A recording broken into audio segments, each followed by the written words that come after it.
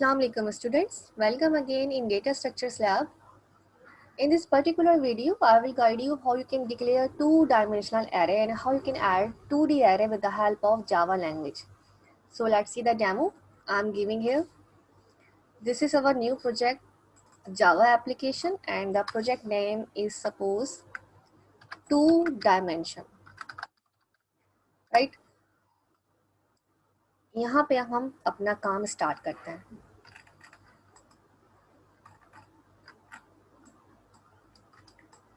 Okay, तो सबसे पहले आपको 2 डायमेंशनल एरे को डिक्लेयर करना होगा और फिर आपको इनपुट लेने पड़ेंगे रॉस एंड कॉलम्स. आप कितने एंटर करना चाह रहे हैं अपनी 2D मैट्रिक्स में, कितनी रॉस एंड कितने कॉलम्स आप लेना चाह रहे हैं. तो रॉस एंड कॉलम्स को इनपुट लेने के लिए फर्स्ट ऑफ ऑल हम यहाँ पे एक पैकेज को इंक्लूड करा देते हैं जिसका नाम है import .java .util .scanner. With the help of this package you can easily can input rows and then the columns. तो पैकेज का नाम क्या है? import.java.util.scanner. यहाँ से हम डॉट को हटा देते हैं ताकि एरर ना आए. Now it's fine.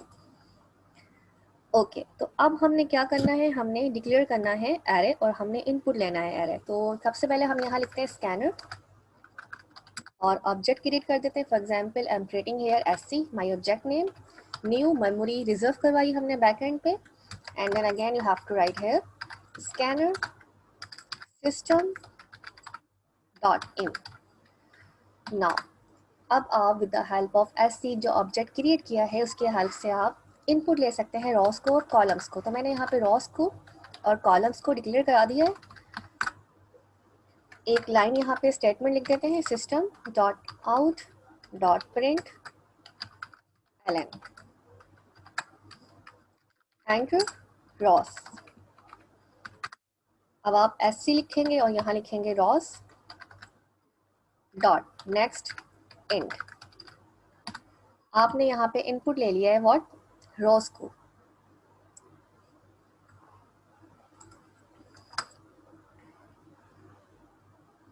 दोबारा से इसको कॉपी पेस्ट करते हैं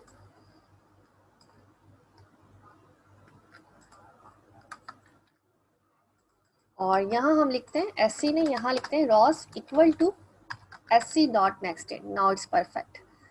rows equal to SC dot next int. This is int.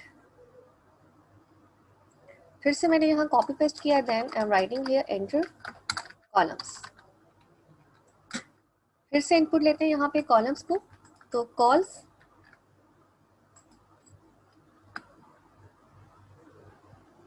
Equal to okay, ये सारा का सारा जो काम है हम इसको, इस पूरे काम को हम कट पेस्ट करके और इसको कॉपी करते हैं मेन के अंदर, क्योंकि हम सेपरेट कोई क्लास क्रिएट नहीं कर रहे हैं. तो मैंने पूरा काम यहाँ पे कॉपी पेस्ट कर दिया है, राइट. तो यहाँ पे हमने इनपुट ले लिया है रोज को, यहाँ पे हमने इनपुट ले लिया है कॉलम्स को. So this is the rows and this is the column. Let me run this code. Enter rows for example I am giving here 4 rows है और 4 कॉलम्स है. अब हमने एक मैट्रिक्स को डिक्लेयर कराना होगा और फिर उसमें इनपुट लेना होगा. तो हम यहाँ पे डिक्लेयर कराते हैं. फॉर एग्जाम्पल हमारे पास मैट्रिक्स है इंट, क्योंकि 2D मैट्रिक्स है that's why I am creating here 2 square brackets और मैट्रिक्स का नाम है A equal to new memory reserve करने के लिए बैकएंड पे. And then you can enter again in this what rows and then the columns. आपने यहाँ पे साइज जो है फिक्स नहीं किया है, आपने यूजर पे डिपेंड कर दिया है साइज जो भी है आपके मैट्रिक्स का. Rows and then the columns, right. अब क्योंकि 2 है, रॉस भी हैं कॉलम्स भी हैं, 2 डायमेंशनल एरे है, डेट्स वाई आपने 2 लूप्स यहाँ पे लगाने होंगे. एक लूप होगा आपका रॉस का और दूसरा लूप होगा आपका कॉलम्स का. So I am typing here enter first matrix value, first matrix values, right. अब यहाँ पे हम 2 लूप्स लगा देते हैं, पहला लूप रॉ का, दूसरा लूप कॉलम का. और रॉ और कॉलम का लूप जो हम लगाएंगे उसके लिए हम I और J ले लेते हैं. So I am writing here I equal to 0, I less than rows तक चले, I प्लस प्लस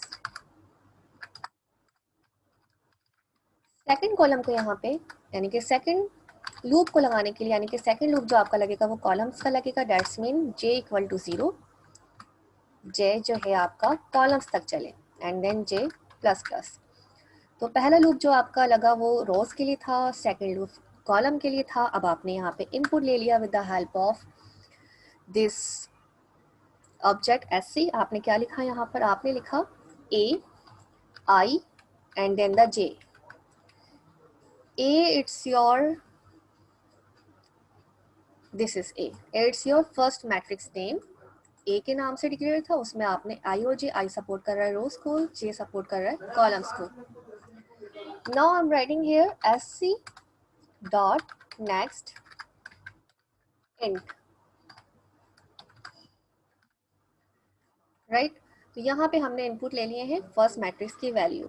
इसी तरीके से हम सेकंड मैट्रिक्स की वैल्यू भी इनपुट ले लेते हैं। इस पूरे स्टेप को मैंने यहाँ पे कॉपी किया, ये ब्रैकेट यहाँ क्लोज, ये ब्रैकेट यहाँ क्लोज, ये पूरा स्टेप मैंने कॉपी किया और उस पूरे स्टेप को कॉपी करने के बाद मैंने यहाँ पे पेस्ट कर दिया।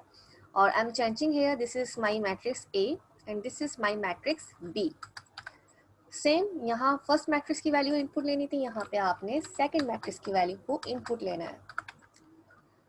वही काम रोज कॉलम आपके दो लूप्स यहाँ पे आइट्रेशन कर रहे हैं, this is B and then the same S C dot next in. यहाँ पे आपने पहला मैट्रिक्स इनपुट ले लिया ए नेम का जिसमें रोज एंड कॉलम्स है, this is your second matrix again B name का जिसमें आपकी रोज एंड कॉलम्स है, राइट। अब हमें दोनों मैट्रिक्स को ऐड कराना है। फिलहाल इसको रन करके देखते हैं। तो एंटर रोज फॉर एग्जाम्पल दो रोज है, एंटर कॉलम्स फॉर एग्जाम्पल दो कॉलम्स है, यानी कि हमें दो रोज और दो कॉलम्स की वैल्यूज को इनपुट देना है। तो inter first matrix value I am writing here, आपको चार वैल्यू इनपुट देनी है टोटल, क्योंकि दो रोज एंड देन द दो कॉलम्स, दैट्स मीन आपकी फोर वैल्यू हो गई फर्स्ट मैट्रिक्स में, फिर आपकी फोर वैल्यूज हो गई in the second matrix. 1 2 3 4 first matrix value, again 1 2 3 4, ये आ गया आपके सेकेंड मैट्रिक्स की वैल्यू, राइट। अब हमने क्या करना है, दोनों मैट्रिक्स की वैल्यूज को हमें सम अप करना है। यू कैन सी हियर किस तरीके से आप सम अप कर सकते हो। अच्छा, एक काम आप ये भी कर सकते हैं यहाँ पर, या मैं डायरेक्ट यहाँ पे सम कर देती हूँ। आपने एक और मैट्रिक्स को डिक्लेयर करना होगा सी नेम का। उस सी नेम के मैट्रिक्स में आप क्या करेंगे, ए प्लस बी करेंगे और अगेन आपने दो लूप्स को आइट्रेट करवाना होगा। तो ये कॉपी कर लिया है और उसने यहाँ पे पेस्ट कर दिया है। Now the sum of the matrix, sum of matrix. तो यहाँ पे आपके लूप आई का 0 मतलब रोज तक चल रहा है, जे का आपका कॉलम्स तक चल रहा है and this is the new instructions. C I जे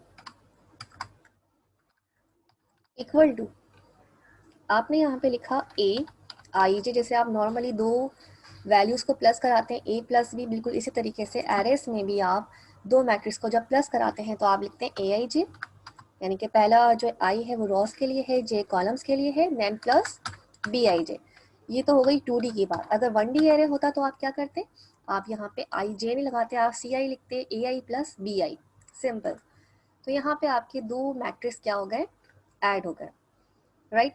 अब दो मैट्रिक्स को ऐड करने के बाद आपने उन दोनों के सम को क्या करना है, डिस्प्ले करना है।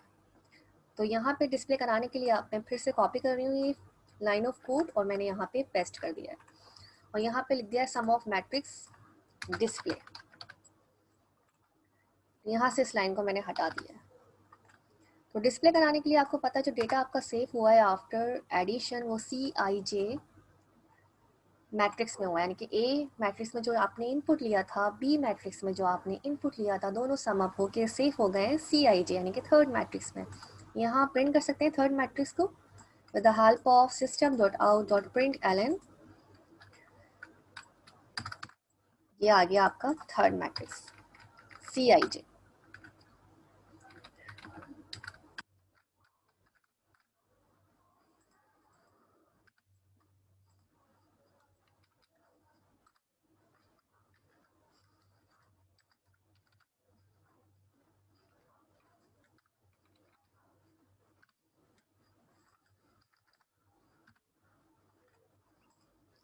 कोड को रन करते हैं।